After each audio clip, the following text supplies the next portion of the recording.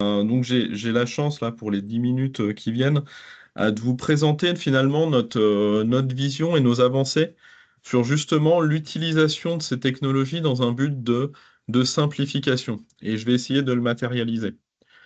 C'est-à-dire que au sein du groupe Magellan, on a une particularité, c'est-à-dire qu'on est vraiment une entreprise qui est à la fois sur les aspects de conseil, d'étude des processus, notamment dans le domaine du nucléaire, où on accompagne de nombreux clients, aussi bien Grande Nordrand que Belle ETI française.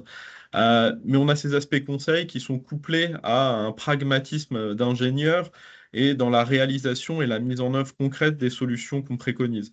Ce qui nous permet vraiment de voir de bout en bout ce qu'on est en mesure de proposer, comment l'implémenter, et puis derrière, comment le faire vivre, et comment s'assurer que ça rende un service réel et que ça apporte pas de la complexité. Donc c'est ça aujourd'hui qu'on va essayer de vous présenter, c'est ce lien entre l'idée qui se fait à la base et puis derrière son implémentation concrète et l'impact que ça peut avoir. J'ai choisi de commencer tout de suite par vous présenter un retour d'expérience qui est effectivement les dossiers de suivi. Ce qu'il faut voir, c'est que les dossiers de suivi, ou pour le contrôle de conformité notamment, ça peut être des dossiers colossaux qui peuvent faire plus de 40 000 pages. C'est-à-dire 40 000 pages qu'on doit revoir une à une pour vérifier, et je vais vous étayer ça plutôt par une vidéo, dans lesquelles on se retrouve avec des documents manuscrits, on doit vérifier les références qui sont utilisées, le bon ordre des dates, les signatures, la conformité ou les problèmes qui peuvent être rencontrés. Donc il faut imaginer ces 40 000 pages qu'on doit analyser sur une dizaine, une quinzaine de critères. Et en fait, ce qu'on a fait, c'est qu'on a travaillé sur l'utilisation d'une intelligence artificielle, même d'un agent, qui a pour but d'aller réaliser ces contrôles-là, et qui va, page par page, en prenant environ 30 secondes par page, ce qui, fois 40 000, peut être colossal, mais ça se parallélise, va être capable d'aller finalement nous proposer un rapport de conformité. Un rapport de conformité ou de non-conformité qui va nous permettre d'avoir un statut global, qui va nous permettre d'avoir sur chacune des pages on va dire, une notion de quel problème a été rencontré, mais encore plus important, qui, critère par critère, page par page, va nous permettre justement d'aller vérifier si la case conforme a été cochée, si la date mentionnée est la bonne date, s'il n'y a pas d'incohérence, c'est-à-dire de dates comme ici, qui ne sont pas dans l'ordre souhaité, où on a une antériorité ou une postériorité de la date qui ne correspond pas à l'ordre dans lequel aurait dû se faire l'opération où on va au final aussi être capable d'aller sur des aspects, effectivement, d'aller vérifier jusqu'à ce que la case, est-ce qu'elle est cochée ou est-ce qu'elle a été laissée vide. Et quand on voit que ça, c'est des sujets qui, sur 40 000 pages, peuvent finalement donner lieu à une erreur, à un oubli, qu'on va être capable d'aller vérifier des valeurs saisies. Est-ce que le critère de 6 bars était attendu ici dans le document versus celui de 2,6 qui était la norme qui était imposée? Est-ce que c'est une erreur? Est-ce que c'est juste un 2 qui a été oublié?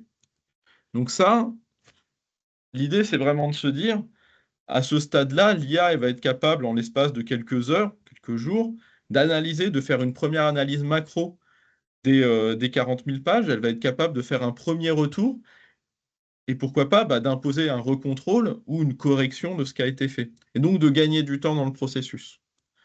Ce que je viens de vous montrer là, c'est vraiment l'IA agentique. C'est-à-dire que on, on est assez loin de ce qu'on peut voir jusqu'à présent quand on parle de la fameuse IA et on pourra parler de Mistral, on pourrait parler de ChatGPT ou autre, où on est souvent en train de chatter, c'est-à-dire en train d'essayer de lui poser des questions pour qu'elle nous réponde. Ça, c'est ce que nous, on appelle la valeur individuelle. C'est-à-dire là, une personne qui a appris à prompter, qui maîtrise bien les codes de l'IA, elle va être capable vraiment de lui poser les bonnes questions, de même chaîner son raisonnement pour obtenir le résultat qu'elle souhaite. Un petit peu finalement comme un artisan bien entraîné fait un chef-d'œuvre, et puis quand on est moins entraîné, on n'arrive pas à maîtriser les outils.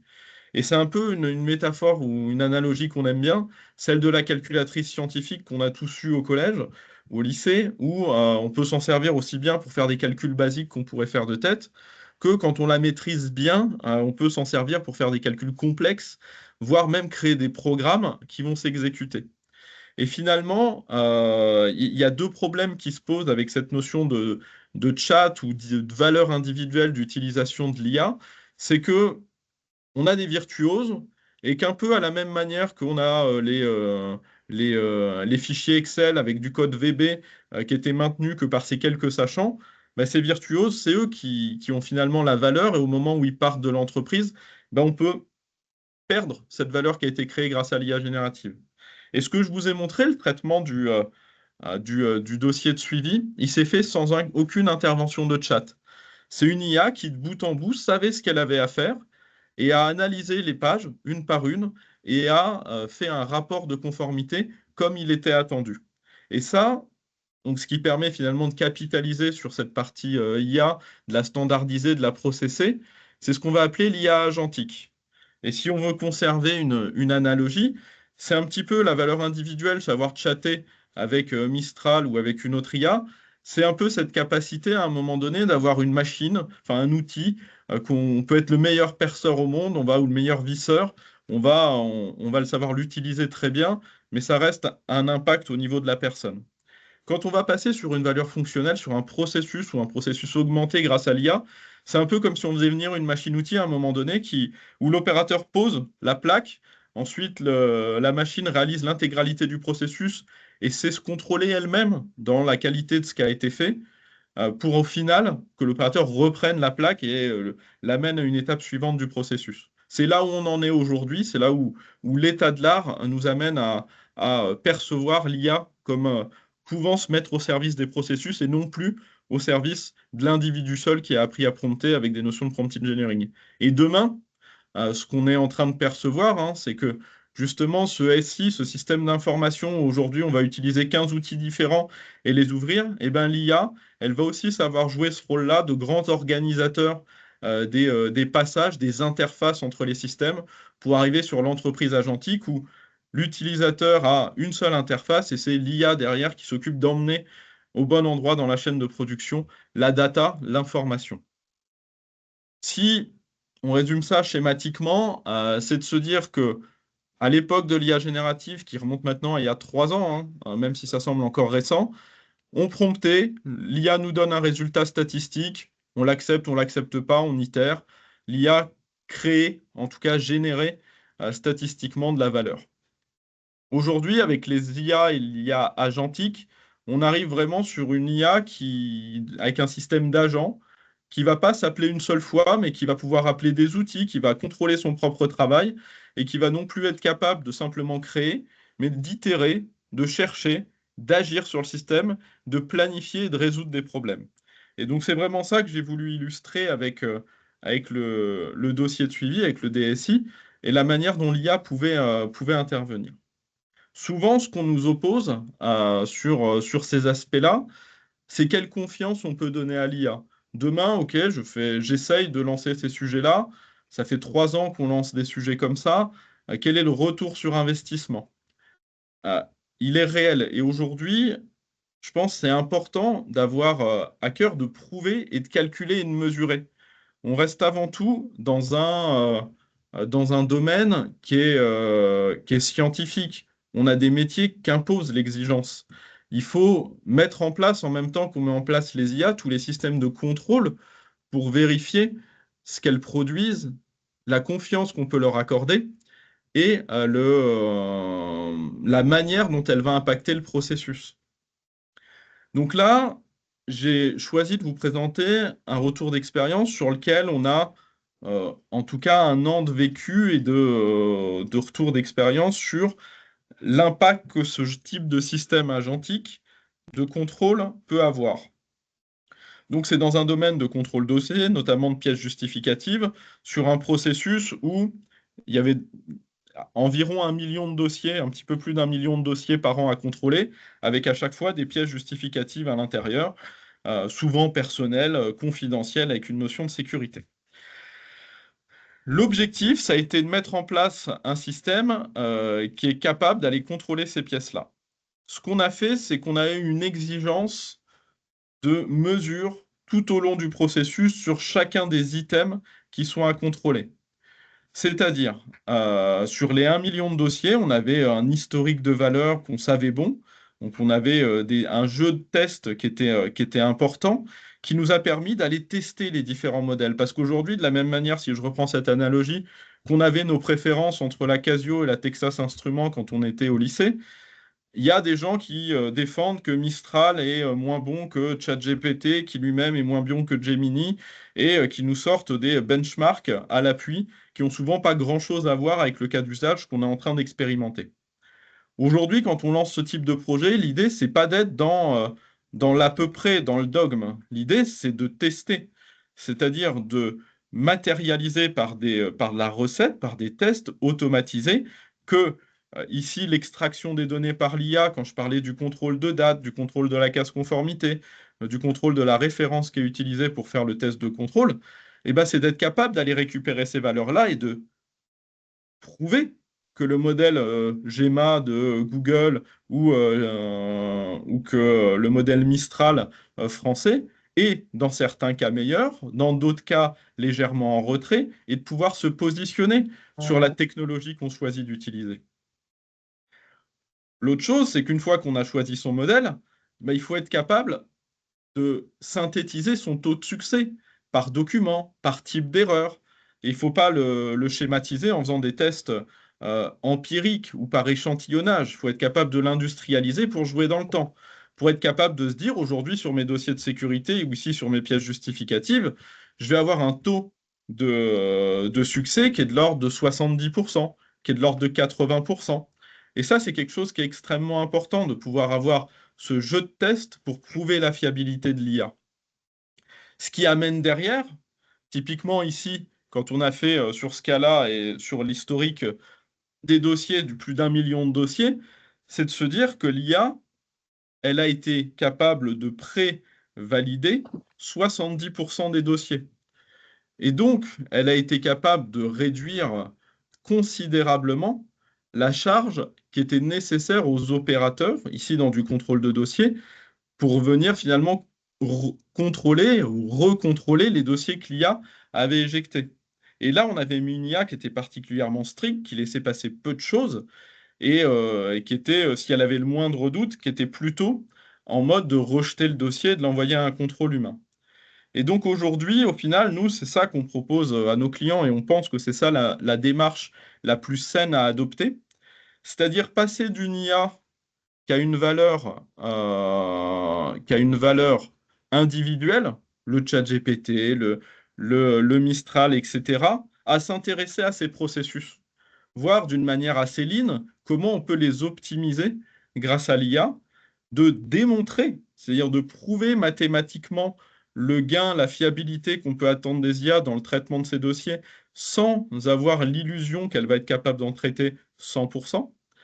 Deux, fort de ces calculs, être capable de calculer l'impact sur son processus, les gains apportés, comment on va restructurer finalement son processus pour l'orienter plutôt sur du contrôle a posteriori que du contrôle sur l'intégralité, ou est-ce que dans des cas critiques comme celui d'un DSI, on va s'en servir uniquement comme première passe, malgré qu'on conserve l'intégralité du contrôle, pour au final remonter aux équipes le plus tôt possible une série d'erreurs que l'IA aurait vues. Donc c'est vraiment ça qu'on veut partager avec vous, c'est cette capacité qu'a l'IA aujourd'hui de transformer des processus, qu'on est capable de mesurer, qu'on n'est pas sur quelque chose d'approximatif, on peut mesurer la fiabilité que l'IA apporte et qu'on peut se transformer durablement, non pas autour d'une personne, mais autour d'un processus et de manière industrielle, la manière dont on peut s'approprier les gains de l'IA et de l'IA générative dans tout un tas de processus qui, notamment, marchent particulièrement bien dans les processus plutôt documentaires ou des processus où le contenu, peu importe le type dont on parle, est impliqué. Et donc, maintenant, si vous le souhaitez, je peux répondre à quelques questions sur le sujet. Bonjour, merci Mathias, pardon, pour cette présentation très claire. Alors, est-ce qu'il y a des questions? Ah oui, question en ligne, donc posée par Marcel Lauterman. Où sont physiquement hébergées les données sources que vous traitez? Alors, aujourd'hui, c'est une question qui est particulièrement intéressante. On est capable d'héberger sur des serveurs locaux, voire sur des machines qui ne coûtent pas des millions d'euros, des systèmes d'IA qui vont être capables, hein. Donc typiquement, aujourd'hui, on peut héberger sur un serveur physique avec une carte graphique aux alentours de 40 000 euros. On est capable d'héberger entièrement une IA générative qui va être capable d'aller faire ces traitements-là. Euh, donc, tous les traitements qui sont de type asynchrone et sur d'autres documentaires peuvent répondre à des contraintes et des exigences de sécurité extrêmement fortes. Ensuite, il y a des hébergeurs Secnum Cloud qui proposent aussi comme Bleu par exemple, qui le proposera côté Microsoft sur des accès à des IA ou à des VM. Si on ne veut pas avoir de serveur chez soi, on peut quand même en Secnum Cloud être capable d'avoir ces éléments-là.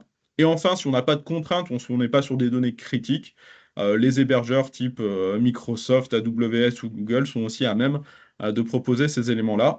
Donc tout est possible. Et le scénario que je montrais aujourd'hui avec 1 million de dossiers, il était hébergé sur une machine physique dans les locaux qui faisait tourner le modèle d'IA. Merci Mathias. Donc j'espère que ça a répondu à la question de Monsieur Lauterman. Deuxième question d'Étienne Bourrez Merci. du CEA. Sur le million de dossiers, ça semble très répétitif et favorable pour l'entraînement IA. N'est-ce pas beaucoup plus dur sur des dossiers plus complexes? Par exemple, des dossiers de 40 000 pages. Ça se mesure. Aujourd'hui, effectivement, il y avait plus c'est répétable, plus on a de chances de succès ou de pouvoir optimiser. Aujourd'hui, les 40 000 pages, c'est aussi extrêmement, en l'occurrence, elles se ressemblent toutes. Vérification de la référence, vérification des dates, vérification de la signature, vérification de la case conformité, vérification de l'organigramme de la personne qui a signé. Donc au final, dans le cas qui nous concernait des 40 000 pages, c'est aussi extrêmement répétitif à l'intérieur du dossier. Et effectivement, plus on a des choses standards, euh, plus on est à même d'améliorer ce résultat-là. Mais ce qui est important dans tous les cas, c'est de tout mettre en place pour le mesurer et de ne pas se baser sur des impressions. Merci Mathias. J'espère que ça a répondu à la question de Monsieur Bourrez du CEA. On peut peut-être prendre une dernière question donc de Thomas Legal, Avenir Énergie. Comment est géré l'apprentissage d'une IA hébergée sur un serveur local? Intégration de Alors, nouveaux éléments qui permettent de perfectionner l'IA. d'accord. Ok. Et je vais profiter pour prendre la suivante qui est aussi en même temps Ok. sur les scores de confiance qui sont jamais à 100%. Et ensuite, il y a le time to market. Donc aujourd'hui, il faut voir que typiquement, faire l'IA sur la partie des dossiers, des 1 million de dossiers, le time to market, il a été globalement de 6 mois. Entre l'étude et la mise en place du système, on a été sur une tranche de 6 mois. Que aujourd'hui, on est parti de résultats qui étaient plus proches de 40% pour les amener à 70%. Comment on a fait pour améliorer ces résultats-là? On n'a pas réentraîné de modèle. Aujourd'hui, on n'est pas, on préfère passer du temps par des connaissances complémentaires ou par l'ajout de multiples IA. C'est-à-dire qu'aujourd'hui, quand on va parler d'un système agentique, il n'utilise pas forcément que de l'IA générative. On va venir lui coupler de la vision, de l'OCR, on va venir lui coupler du retraitement de l'image, etc., pour améliorer les résultats.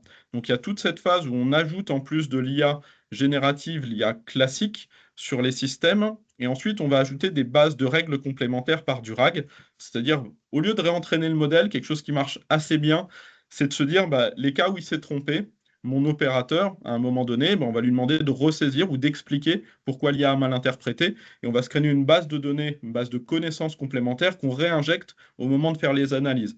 Ça nous permet d'améliorer sensiblement pour aller tendre de 40, 70, 80% les résultats du modèle. Et ensuite, le réentraînement C'est des choses qui peuvent se faire, hein, surtout sur des modèles assez légers hébergés en local. Réentraîner un Llama ou un Mistral, ou en tout cas des modèles open source, c'est des choses qui sont envisageables. Nous, on voit moins de gains au réentraînement de modèles que justement le compléter par l'IA classique ou lui ajouter des bases de connaissances et de règles qui viennent lui donner des détrompeurs sur l'interprétation des sujets.